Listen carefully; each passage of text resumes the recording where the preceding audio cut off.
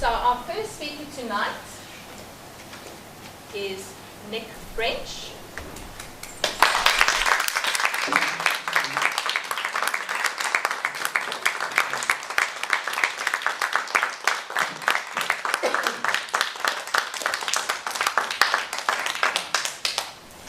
Nick will be speaking, the title will be Take the Noble Detour. Take the Noble Detour, Nick French.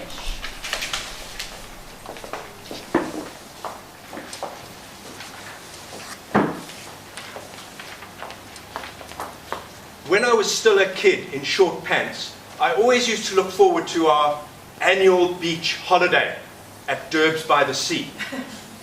The only challenge was we lived about 2,000 kilometers away from the coast, so it was a 3-day drive to get down there.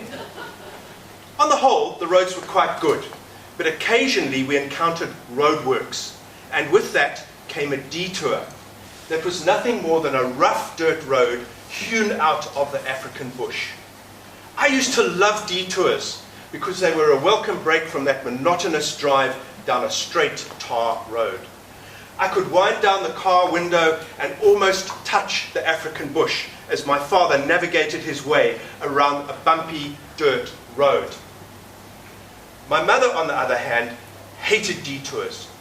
You see, she had a bladder problem, and the winding, bumpy road used to set off things in the waterworks department, with the result that my father would have to suddenly stop the car and she'd rush up in the bush to deballast. My father also hated detours. It required extra concentration to navigate his way around the bumps and the twists. And also, the roads were very dusty. "Nick, wind up that window," he used to say. For my parents, detours were an inconvenience, uncomfortable, and time-consuming. Contest chair, fellow detourists.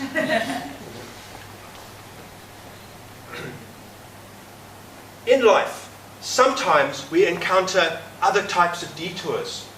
These are detours that you have no choice to take because they hit us out of the blue, sending us spiraling off in another direction in our lives from which we might never return. It can be a loss, an illness, or a death. Take, for instance, this young woman, a brilliant computer scientist, who is one day found on the floor in the office, convulsing, frothing at the mouth, having a massive grand mal seizure. People didn't know what to do. They called the ambulance, off to the hospital, the specialists, the investigations. The result was a brain tumor. Fortunately, it was a low-grade brain tumor, and with multiple treatments, she was able to survive. The bad news was that the treatments had an effect on her brain. The once vivacious personality that she had evaporated away as she received the X-ray treatment. She lost all sense of time, ability to plan and think rationally. She became quiet, withdrawn, and even physically handicapped. Most of the time she sat at home watching TV, or playing puzzles, or sleeping, while her husband was away at work, traveling. That woman is my wife, Sylvia. I suddenly realized that a detour can hit us like that without us knowing it. But there was an occasion where I realized that we need to reevaluate ourselves. Because once this all happened and her personality dissipated, she lost things. I could watch the flower of my life lose her petals of life happiness as she lost her job. Her colleagues no longer contacted her. Her friends no longer called, dropped by to say, "Hey, how are you doing?" And even her siblings left her alone. There was nothing left but a barren stem of what my wife once was. But there was a moment when a friend of hers called. His name was John, to say that he was traveling up the coast, passing by our house here in Somerset West, and wanted to drop by and see her. Sylvia was overjoyed. There was a sudden glint in her once sparkling eyes. possibly because John was an old boyfriend of hers. But I needn't have worried, because on the day, John never turned up. He never even called to say, "I'm sorry I couldn't make it." Sylvia was so disappointed, and so was I. I was angry. He called a week later to say, sorry, he couldn't make it because he took another route to his destination. But here's the rub. There's only one road up to his destination, and our house was only 1 kilometer off that route. It would have taken him 3 minutes to drop by and come and see us. I suddenly realized that as a result of all this, there is actually a third kind of detour that can present itself to us. It's a voluntary detour.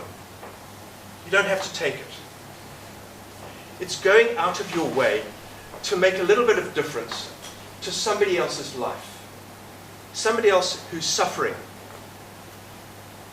It takes a little bit of inconvenience. It may be uncomfortable interacting with that person who's suffering because they may be handicapped in some way, just like Sylvia is. And it's time consuming because you have to take time out of your busy schedule.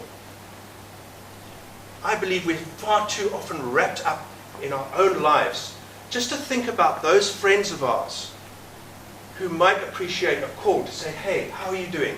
Or an email, or even better still, a visit. I learned a new word out of this, noble. Think about it. Noble means gold, but it also means magnanimous and righteous. Doing the right thing, doing righteous things to make a little bit of a difference in somebody else's lives. The Greek playwright Euripides said, in misfortune, which friend remains a friend? Are you a friend to your friends, or are you just an acquaintance or a Facebook friend? I suddenly took a look at myself. I thought, wow, I'm not taking enough detours. I'm not taking enough noble detours because I've got friends out there who are suffering, who are handicapped. I've got my friend Tony in a wheelchair, shot in the back and paralyzed from the waist down in constant pain. And I hadn't been keeping in touch with him. This changed my mindset a little. I decided to go and spend time, take that noble detour, inconvenience myself, take time and feel uncomfortable visiting my friends in need. Ladies and gentlemen, I encourage you to please look at yourselves, do something for your friends around you, and take the noble detour.